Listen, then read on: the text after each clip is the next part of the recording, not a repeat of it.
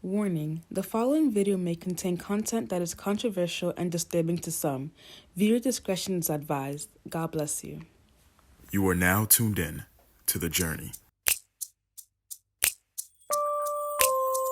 You walk with me, I walk with you. Together we face life, hand in hand, side by side. With Jesus the mastermind, it takes faith, it takes a step to finish 1,000 miles. But together,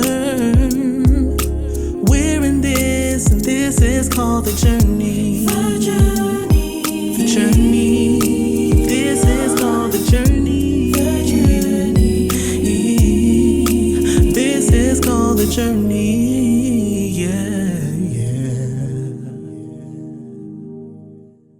What's up, everybody, and welcome back to the Journey Podcast with your host, Karen Xiao. Thank God so much for a new week. Today is November 10th, and it is the 34th episode of the Journey Podcast, Season 2, Episode 9. We're so grateful to God for bringing us this far. Thank you so much for sticking with us through all these episodes. God richly bless you.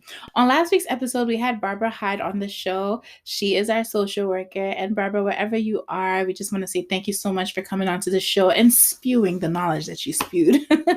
It was amazing. I know I learned a lot, and I'm so excited for today's show because it's kind of like a continuation, but from a different aspect and from a different perspective. So I'm really excited. On today's show, we have a nurse practitioner coming onto the show. So I'm really excited for today's show. If you've been tuning to the show, welcome back. And thank you so much for sticking with us all the way through 34 episodes. God richly bless you. And thank you so much for sticking with us. It's so amazing. God is bringing us far. God has brought us far, and you've been all the way there with it. So God richly bless you. But if this is your first time listening and or watching, please let me tell you a little bit about the show. So The Journey is a Bible-based, Christ-based podcast that focuses on anything and everything that has to do with our lives in this generation, such as education, career choices, health, marriage, everything, all of the above. We talk about real-life problems and look for real-life solutions in the Word of God so that we can find faith in God's faithfulness and as well as learn how to walk God's way, because that's our slogan, guys, walking God's way. New episodes drop weekly every Tuesday at 3 p.m. You can find the episodes on Apple Podcasts, Google Podcasts, Spotify, TuneIn Radio, and most recently on YouTube. Make sure that you subscribe, make sure that you like, you rate, you share, you review, and you comment, and also turn on post notifications on YouTube so that you'll be notified when a new episode drops. Once again, on today's episode, we are going to suspend Miss K's music tips as well as the birthday best segment. Stay tuned for it after the Abuse and Believers series, okay? I'm really excited for today's show, and I know you're going to be blessed because we're going to be blessed. Sorry, guys, I'm nervous, but I'm also very excited. So let's get into today's show. On today's show, we have an amazing person. This young lady she's the epitome of graceful. Like, she's just so graceful and so classy in everything that she does. She's another one that I really admire, another one that I really do respect. She is a nursing practitioner or a nurse practitioner. I don't know how they say that word. When she comes on, she's going to educate me on what she actually does because I really don't know. I don't know. But she's a wife, she's a daughter, she's a sister, she's a friend. She's just an overall human being. I really, really love her so much. She's my big sister. She's actually a good sister to me. So guys, help me welcome onto the show once again. She's been here before, but this is the first time you're going to see her once again. Help me welcome to the show, Ashley Anderson. Hey, Ash. Hey, what's up, everybody? I love when everybody does that. I love when people do that. You know, Pastor does that every time we go on Zoom. Pastor's like, what's up, everybody? I'm like, oh, welcome back to the show, Ash. Thank you for having me. Aww. I'm really excited and nervous, but more excited. I'm nervous too. I can't tell. Okay. So you were on the show a couple of times in season 1. I asked this question to Barbara last week too.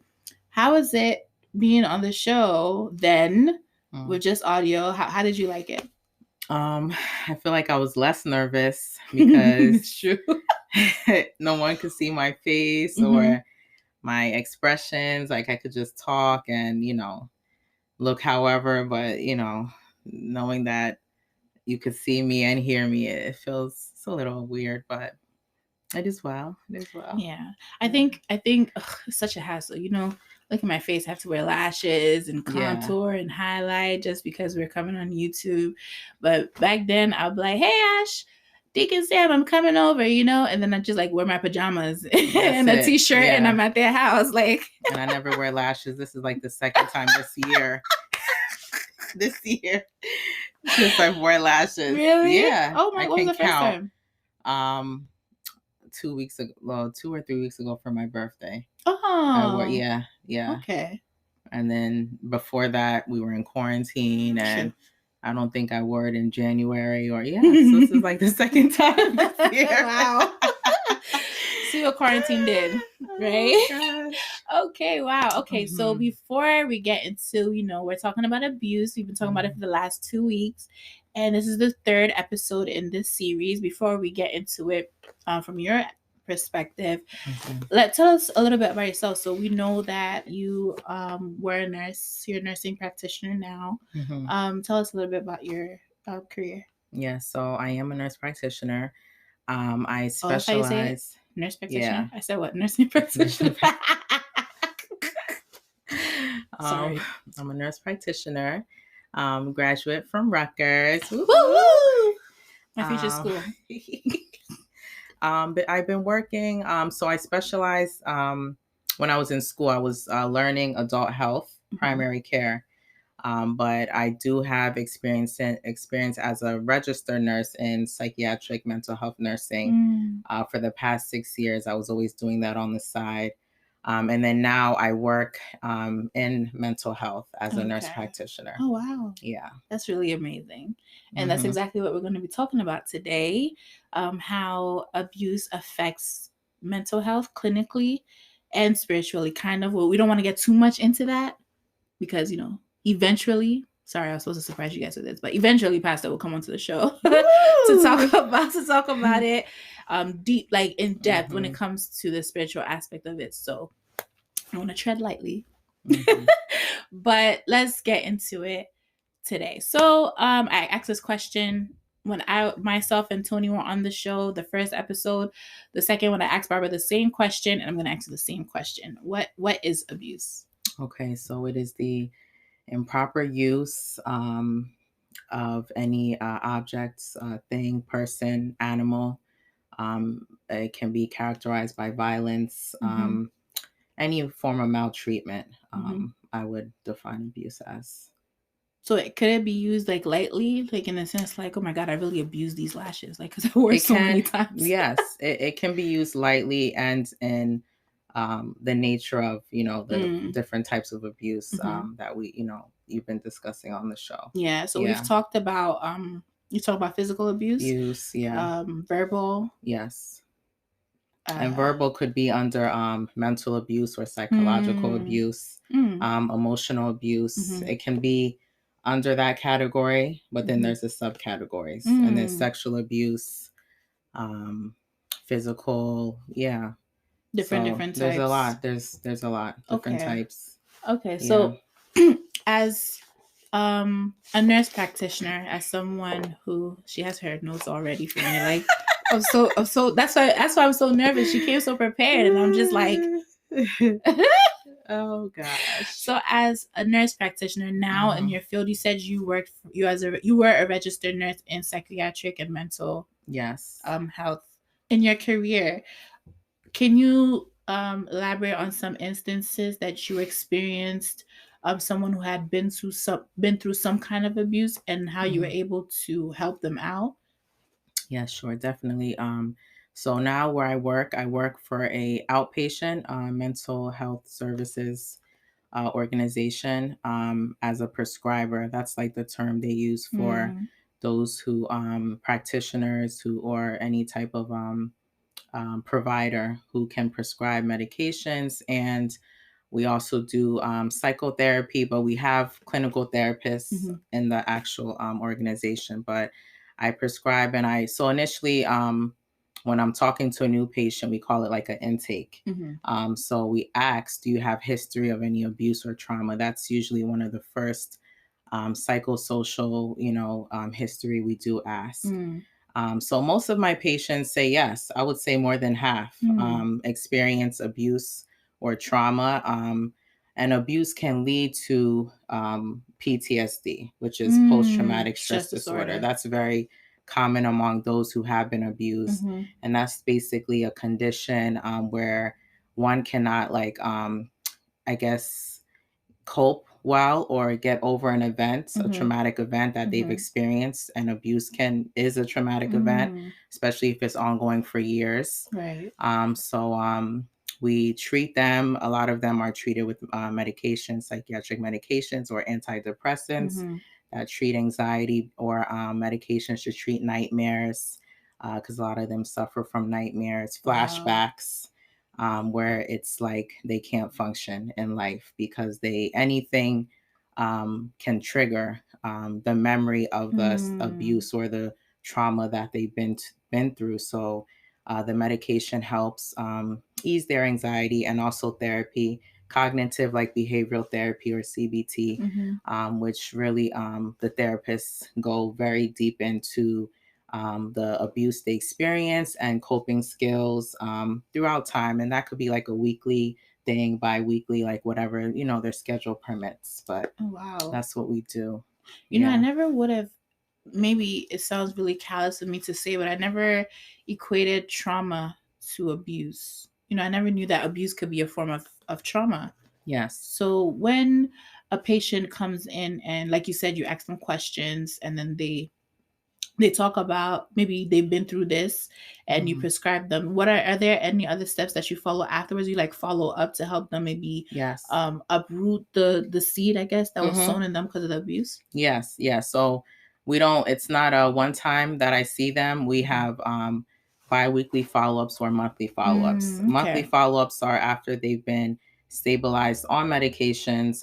If they don't prefer to have medications, then they just follow up with their therapist. Okay.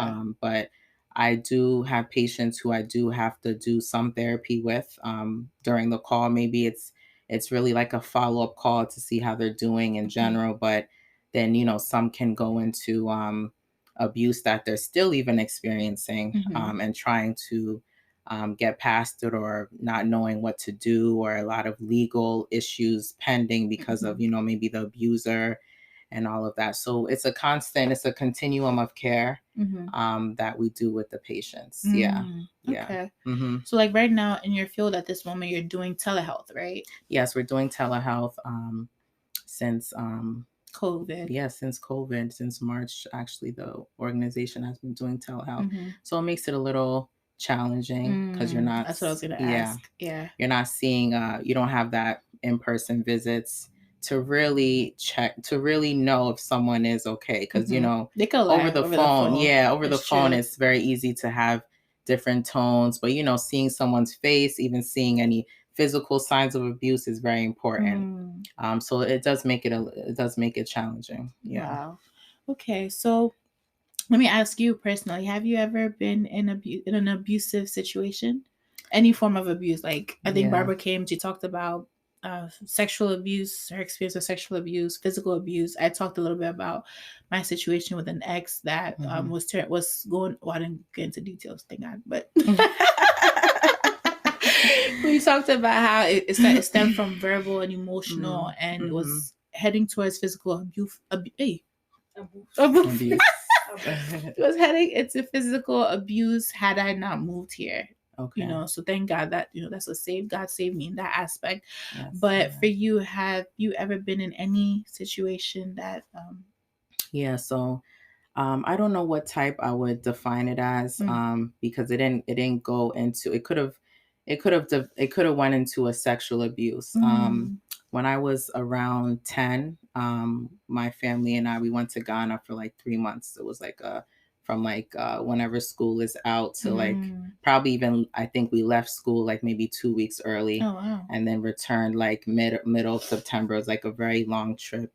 And the person has passed away now, but that's sweet. Yeah. And he was I guess a family friend that my grandmother kind of took in, because she was always just taking people in, adopting, people, children, and then kind of raising them, houseboys, house girls type of situation.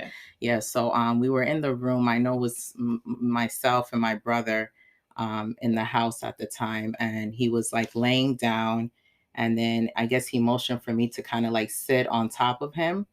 And I did. And I did feel, something, maybe his manhood. Obviously, at the time, I didn't really realize too much. And it was kind of like, oh, we're playing, like he's laughing, giggling, and I'm kind of like on him, like moving around. We both have clothes on. But I didn't really think much of it. But I feel like it could have triggered just my curiosity with sex. And that's what sexual abuse is defined. I think when Tony and I were on the when we were on the show, that's true. We talked about that. That it doesn't necessarily have to be, penetration or touching or molestation, but just exploiting a child or letting their innocence be broken down by exposing them to be curious or something like that. That's a form of sexual abuse. So that's crazy. Isn't this crazy? Like, I shared my experience, and I was talking about how it happened when I was young. Barbara too shared hers happened when she was young, and yours too happened when you were young. This is crazy. Did it affect you mentally in any way? Maybe when you got older, or when you entered into a relationship, maybe before you got married or anything? Like, did that situation or that exploitation that you experienced, is that a right word to say? Exploitation that you experienced? Yeah. Did it affect your mental health in any way? I believe it did. When I think during the time, you don't notice what it's really doing, but over the years, then linking things like, okay, so like I said, I think it made me very curious to, okay, what is sex? And then I believe when I came from Ghana, I was then in the 5th grade after that trip. And then I had a neighbor who we would always watch porn. Like her at that age, like 10 years old.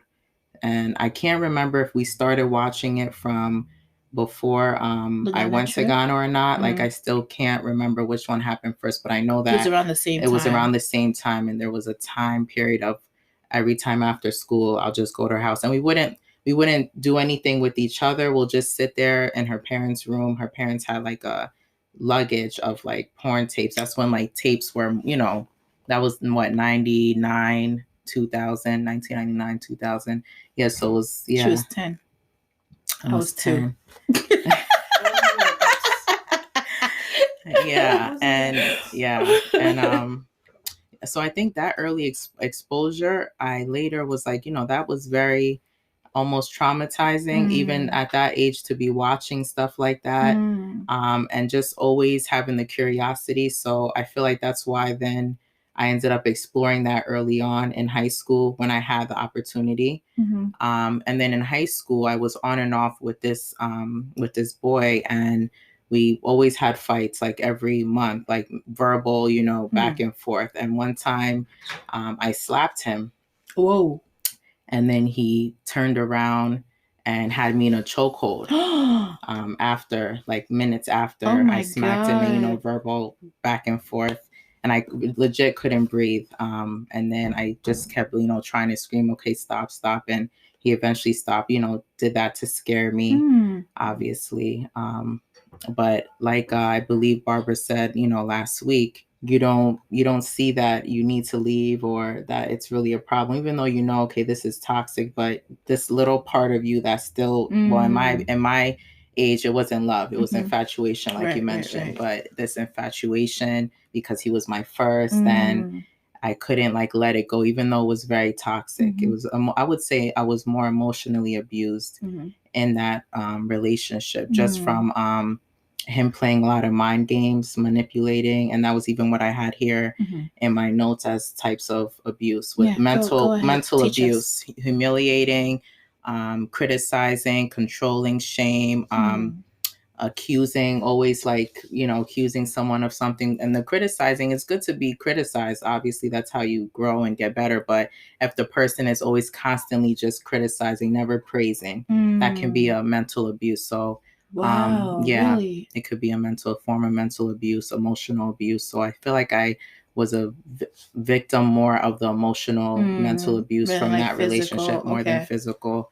And then self-abuse in the aspect of what you and Barbara even talked about, like not valuing myself, not seeing my worth in Christ. So just, sleeping around and letting, these, just being taken advantage of. Oh Yeah, my that was gosh. self-abuse. That's I think next week you're gonna come back. You and Barbara will come back, and we're going to like delve deeper into self-abuse, because I think that that scares me the most, because at least there are warning signs when it comes to maybe being in a relationship or being in a situation where you're abused. But I want to talk a little bit about what you were saying just now about how being criticized over and over and over and over again without being praised is a form of abuse. Have you read this book, A Child Called It? I've heard of it. Okay. Yeah. I loved that book. Okay. Like, it made me sad, but I loved that book. I read it recreationally when I was really young, and then we read it for school. I think when I was in high school. It was about a boy who pretty much was not loved by his mom and by his siblings. The book, A Child Called It, is pretty much what it was. They called him it. He wasn't a him. Like, he was not considered to be a human. Like, they used to do certain things to him where they would talk down to him, even when he went to school. Like, the educational neglect, like what Barbara talked about last, they didn't care if he went to school or not. I remember there was a situation in the book where he said that he was locked. You know how when you put bleach in a bathroom, if you're there for too long, you start to feel sick? They left him in a room in the bathroom with ammonia and bleach at the same time, like left him in there, and he was pretty much talking in the book about how he almost suffocated and died had not, I think, someone opened the door and he was able to get out or something like that. So with that, Barbara came on to talk about when you're in a relationship. She talked about we talked more about relationships. She said that you can pick the person you want to be with, right? But we don't pick our parents. Yeah. And I know a lot of people have suffered emotional abuse because of parents, because especially what you're seeing, there's a lot of criticism and there's no praise.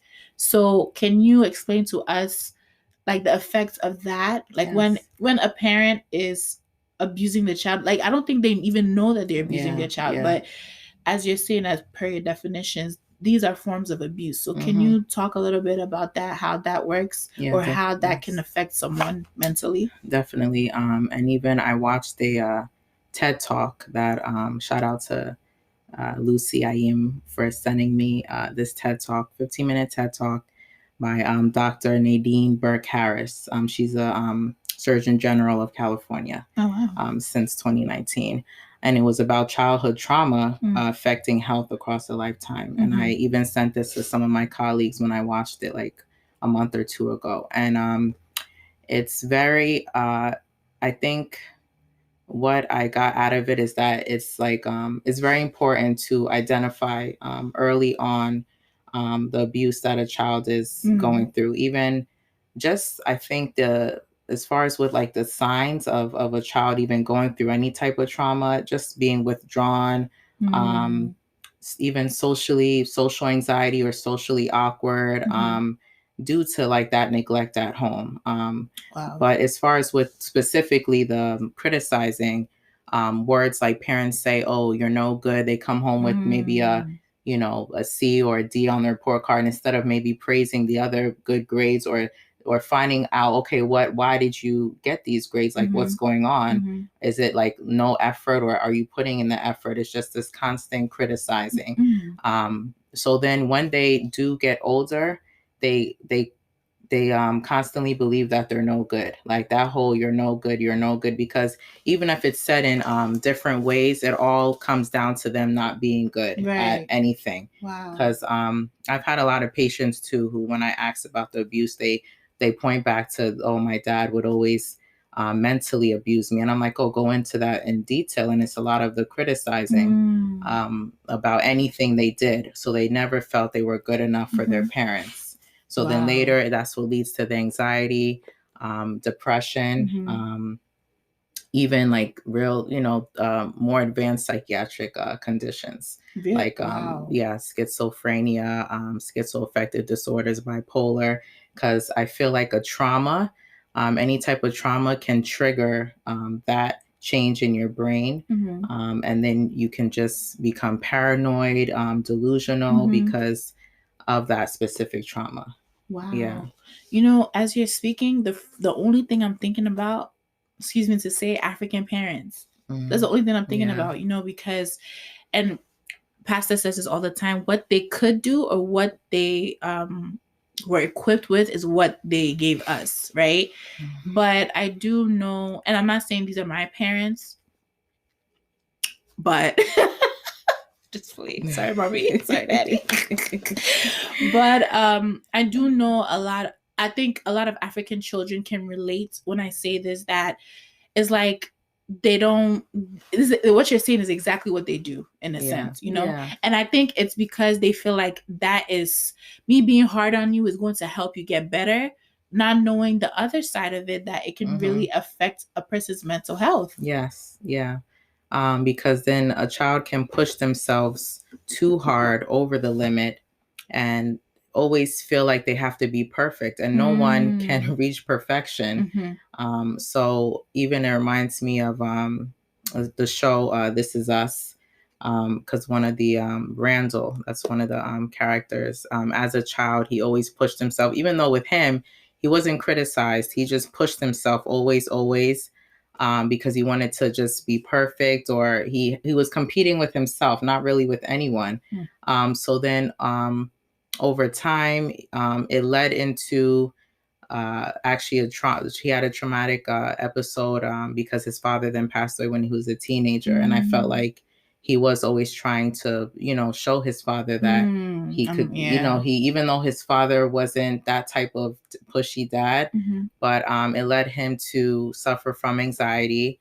He would have panic attacks just because he pushed himself too hard. So if you think of the other end, where it's the parent who's pushing the child too hard, it can also lead into anxiety, because that feeling of, am I doing this right? Oh, this didn't go my way. Oh my gosh, like everything is just going to go wrong, and then lead into legit panic attacks. And panic attacks are characterized by heart racing, sweating, just feeling of an impending doom, like, you're about to die. Oh my gosh. Because of maybe a situation didn't go your way. And it can happen from childhood. It really can. Wow.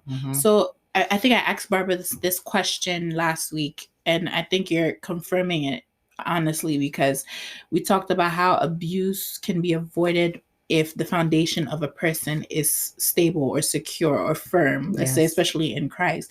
So can we talk, let's kind of segue this, kind of change the subject a little bit.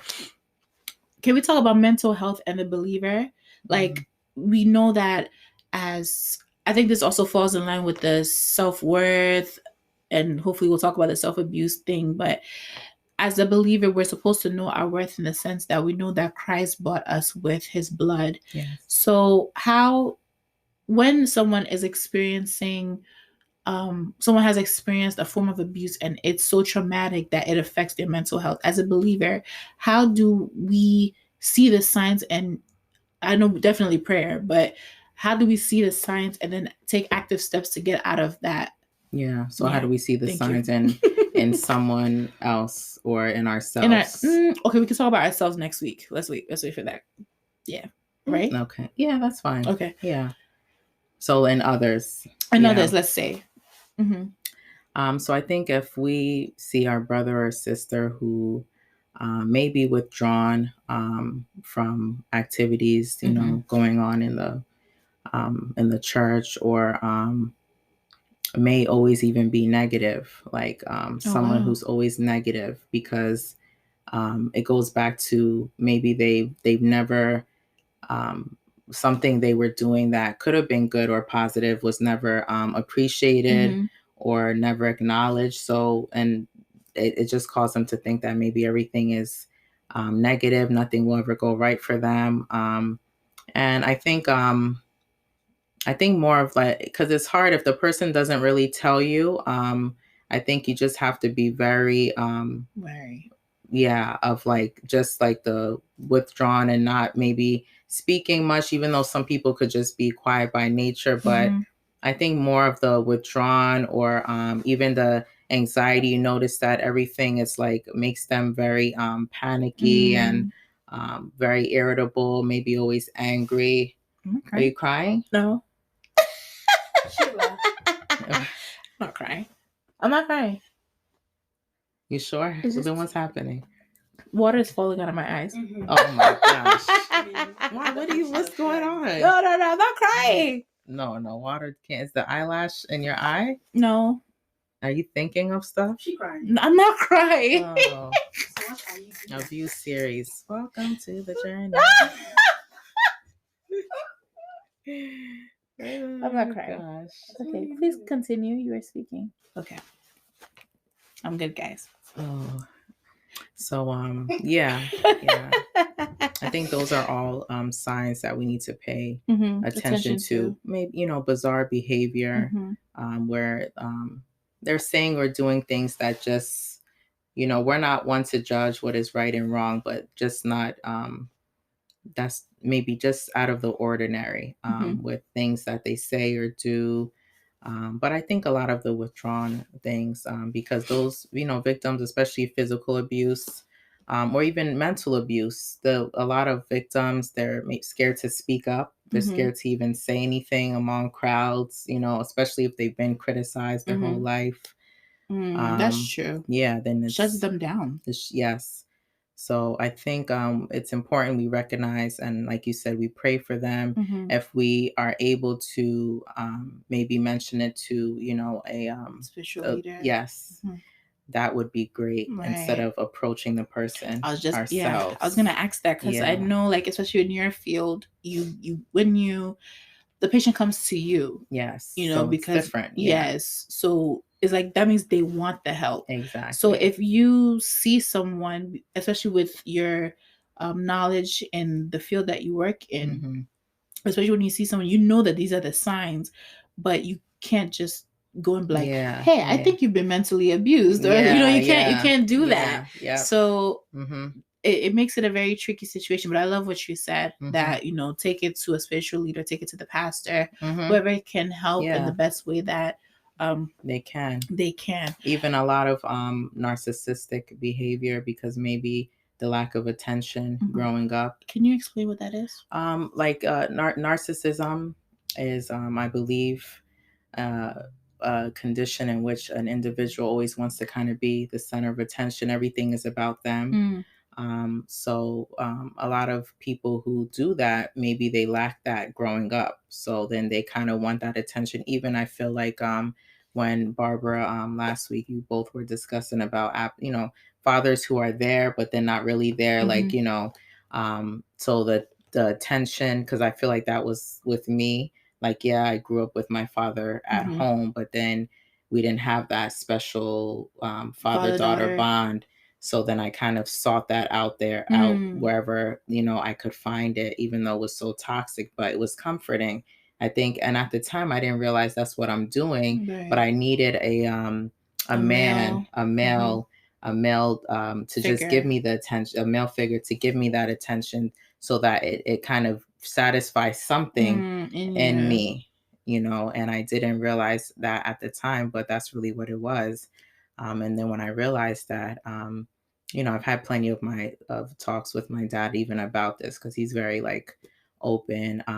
Now, even as he's getting older, it's like he wants you to ask him questions and all that. So we thank God that, I've gotten past that, but I really feel like that was the reason for my attention in male figures who were not good for me at all. I'm gonna do like a slight therapy session. Give me a minute, guys. So I know for me, when you explain narcissism, I kind of felt that I could be like that. I think I don't know if I'm gonna call myself narcissistic, but I felt like I could be like that, in the sense where it's like, and my sister has pointed this out to me one time. I remember there was a situation where they were talking about something I did, and it was funny. Like, so we're all talking about it, and then the subject changed, but I kind of wanted to go back. I don't know. Like, I enjoyed being talked about. Let me say that was a while ago, but I noticed, especially when I'm watching the shows over back again, especially when I started co-hosting, it usually was just me. When I started co-hosting with Tony, I realized that I would ask her a question, she'll start talking, I'll cut her off and start talking myself again. Okay. So I was watching that, and it's like I see these things, but then your definition of narcissism, I never really knew the definition of narcissism, honestly, like this whole time. I always hear people say it, but I never really even, I think, bothered to go check out what it means. So you saying it makes me feel like I could be. So, I mean, going off of what you're saying, I don't feel like that's it. I think it's it could be a feeling of wanting to be accepted too, because everybody wants to be heard. I think more of like wanting to be heard or wanting to be. I mean, everybody wants to be accepted and be heard. That's, I mean, in general, a lot of people. That's why people do share their experiences, or in conversation they do bring up something and they want to be talked about in a positive way. For so sure. I think with your family and your loved ones, you're just excited about whatever, like either the topic is or whatever however the conversation is flowing, that it may be that you focusing on yourself, but not in a negative, like, I don't know how to explain. I don't feel like you wanting the conversation to still focus on you is negative, unless it's like you don't even want to hear about the other person or what they have to say. Okay, then maybe it's not narcissistic. Because I do care about other people. Because I feel like with narcissism, it really, sometimes they have no regard for anyone else. Right. Like, it's like, okay, it's just about me and what I like, what I want. It's like selfish. Yeah. Okay, it is almost selfish. Okay, guys, we clear the air. I'm not narcissistic. Yeah. It kind of scared me at this a little bit, because I have shared on the show how I was bullied for a really long part of my life. So I know one thing that hurts me the most is when I'm ignored. Okay. By a loved one. Oh, whoa. By a loved one, or by a friend, or if I'm even talking to somebody and the person is not even showing me signs that they are paying attention to what I'm saying, it tends to trigger something in me, because I had been ignored and stepped on for so long. So is bullying a form of abuse? Yeah, it is. Because even I'm thinking of when we have an adolescent, there's like a risk assessment that we do as well. And one of the questions to identify any type of abuse or trauma, we do ask about bullying. It is. I think it's a form of mental abuse, unless there is some physical, going on. But if it's word exchanges, it's a form of, because they're humiliating you. Yeah. So it is a form of mental abuse if there's no physical exchange going on. So then what do you do, especially, I know you, because you're in the clinically you prescribe medications, you also follow up with therapy. Yeah. But how do you know when the person is truly, I would say, maybe free from that bondage, bondage. So when it comes to abuse, I believe abuse is the seed, and then the fruits are what manifests after. Like I discussed earlier, PTSD, anxiety, generalized and panic disorder, depression. And depression, we stage it. So there's like mild, moderate, severe. Oh, and wow. Then there's like stages of depression. Stages of depression. There's single episode for someone who's newly saying they're depressed. And when we say, I feel like a lot of times we use the word, oh, I'm depressed, very loosely. But it really is clinically diagnosed by signs and symptoms from what one says. So they can say that I have lack of motivation. So we always ask, do you have lack of motivation to do things you normally enjoy doing? Do you have suicidal thoughts? Any history of self-harm, cutting, attempting suicide, even eating disorders, can be symptoms Oh, of wow. depression, because it's not self-harm the type where we're looking for like, oh, the cutting, but maybe binge eating, purging, because of depression, and like loss of even personal hygiene things, like that can all be a reason to conclude somebody's depressed. And like I said, the C could have been abuse from when they were in their childhood or recently, whatever it is, and then led to trauma over time, where they just think of that act reoccurring, like they cannot cope or get past the idea or the times that they were abused. So I know with a lot of abusers, they have a history of being abused. Yes, it's Can you cycle. Can you explain why that is? So, like my pastor even has been teaching me about with cycles, and like when someone says, "Oh, it's a family history," or my family, my mom had it, my dad had it. Like it shouldn't be that way, but it's a cycle because it's even deeper. It's whole spiritual thing that I know our pastor will discuss for sure. when he comes on. But I believe it's because I believe in our minds we've witnessed that event, and then we've seen it. Like, so say a child was abused, or even they saw their parents or a mom or a dad being abused by the other, they do have a more likely chance of abusing their own children, because that's the only way they know is right to raise a child. They don't know no other way unless they've identified that, okay, this is a problem, I have to seek treatment. So even in regards to your question, how is someone really released from this bondage, other than the prayer and the spiritual side that I know will be discussed in the future? We do have intensive therapy. So we have intensive outpatient therapy. It's like a more of a program with therapy where it's like 3 times a week, several hours in a day, I believe like 4 or 5 hours in a day. And it's a lot of group sessions. And they really go in deep with the types of abuse. And as a group, you're with other people who are also abused. And the mediator or the moderator is helping to guide the discussions, and every day it's like a different topic. So we recommend those who have really severe depression, because like I said, it's not abuse that you're diagnosed with. You're diagnosed with the fruits that come from being abused. So if you have any of those severe anxiety, severe depression where you cannot function, you're even looking for disability for work, because you can get disability from any mental health diagnosis. Oh, wow.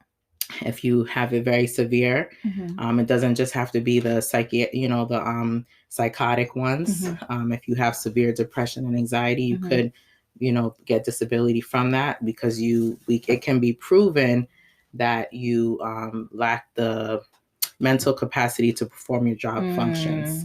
So with those type of people, then that's what I'm saying. We do the intensive outpatient therapy. We also have partial hospitalization programs. Okay. So instead of being inpatient at a mental health hospital for depression, you can still do, and it's intensive therapy, but it's like 5 days a week of like kind of like a work day of just therapy. Just therapy. And so these programs can last like 3 to 6 months, up to a year. Sometimes it depends on the individual, but it's more of self-evaluation, and maybe the therapist to see, okay, are they stable? Are they using the coping skills learned? Are they able to function better than when they first started the program? And that's the way we evaluate all of this treatment collectively working for the individual, and are they able to, maybe be discharged from the program and just, continue. And some people, they successfully discharge and they don't need that type of therapy anymore. And then some relapse, maybe with a self-harm, some type of self-injurious behavior, and then they need that therapy again. Oh, wow. So with therapy, right? I think I asked Deacon Sam this question when he came on for the mental health awareness episodes last year. Oh, not last year. Last season.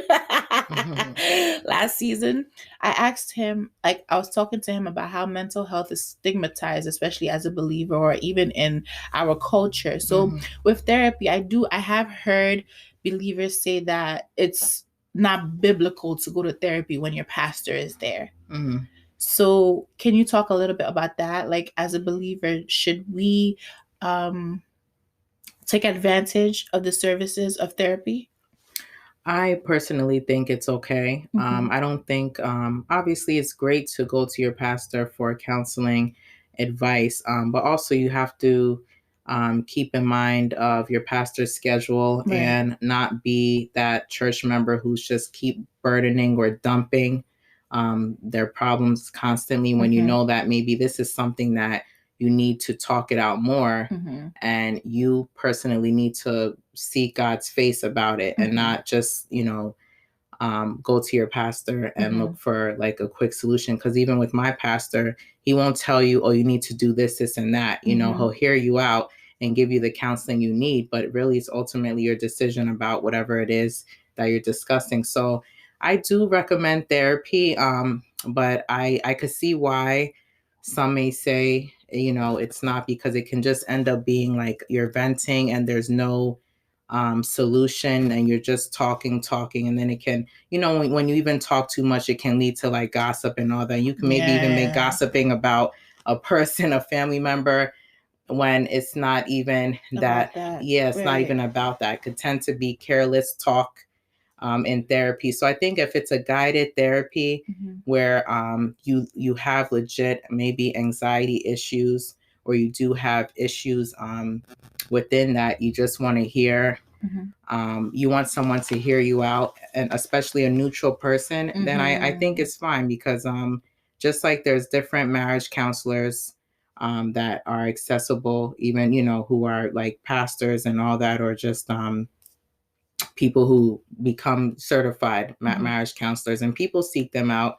And, maybe instead of just like getting married without having the counseling. So I look at that as the same thing. If you're seeking out to either make a decision, or not even just make a decision, but just to talk about why you feel anxious all the time, or what happened to you in the past that you haven't dealt with, I don't see a problem with that, as long as it's a guided therapy and not just like you're just talking and you're not getting anything out of it, you're not coming to any self-realization, then I think that is pointless. Wow, that's so true. I totally agree. So we're gonna wrap up. This show has been really enlightening, but I just want to ask if there's anything that you want to share with us, any resources that you may have pulled up in preparation for the show, any thing that you might have prepared to say that I may not have asked. I would, what Barbara said last week with the hotlines, the domestic abuse, and even there's suicide hotlines as well. Like if you are feeling suicidal, you've come to a point of no return because of whatever abuse you went through or whatever trauma you went through, there is help out there. You don't have to go through anything alone, and that will also be shared at the end of the show. We'll list the numbers: suicide prevention hotline, and just for they have like a ambulance service for mental health services. They have online therapy talks. They have a lot of things that are there for those who have been victims of abuse or any type of trauma. So just know that you're not alone, and it's okay to seek help when you feel lost, and you may not have a church home. You may not have brothers and sisters who you can go to, or, any spiritual leader that you can go to. Then it doesn't hurt to seek mental health services. Amen. I'm glad you said that, because I was going to mention that a lot of our listening population or viewing population, they're in Ghana. And I know they don't have access to like the hotlines and the domestic abuse hotlines, the sexual abuse, whatever, all the numbers we're going to post at the end of it. So like with them, I think it might be best to go see their spiritual leaders. Yes, definitely. I mean, and regardless, if you have a spiritual leader, you should definitely seek them out if you are in a situation of abuse or any trauma, because you do want them to know, especially, if you have that relationship that, you can, go and speak to them. I would recommend that. But also, dealing with it yourself. Therapy is not a bad idea if you are looking for like weekly sessions or just like a continuous, sessions of talking it out with someone who is, and they do have like a Christian therapist and, which I would recommend more just because they could give you the biblical perspective of what you're looking for instead of the, worldly perspective. But definitely don't keep it in. That's the number one. Don't keep it in. Talk to someone, even if you are a child and you think no one will believe you, or talk to someone. There is always that one person who's ready to listen. Indeed. I do agree.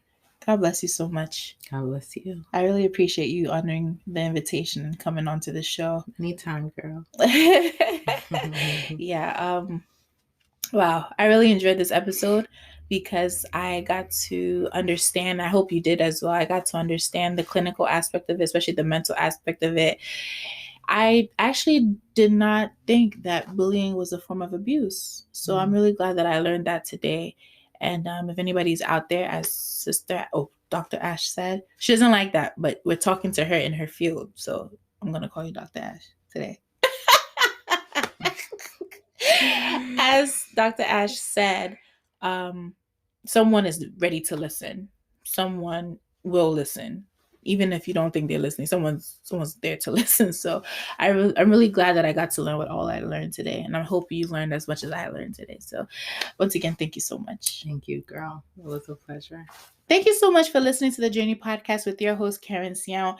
I am so grateful to God for today's show because I did learn a lot. I think combined with Barbara's show last week and today's show, I'm really glad we did this series because my eyes have been open. My perspective has changed when it comes to this topic. It's been very enlightening, and I'm so grateful to God that we're doing it. And I hope the same for you.